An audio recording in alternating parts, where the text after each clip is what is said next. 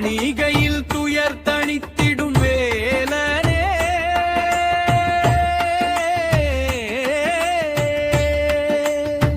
வாணியின் பேரருள் தந்திட வருவாய் கந்தப் பெருமானே வளமான செல்வங்கள் பொழிந்திட வருவாய் கருப்பகத் தருவே கந்தனே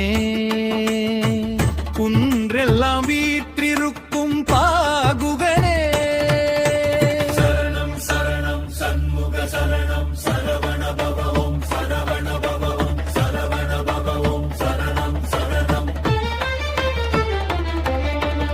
உன்னற்பதம் நாடி வந்தேன் சொற்பதம் தந்து ஜோதி வடிவம் தந்து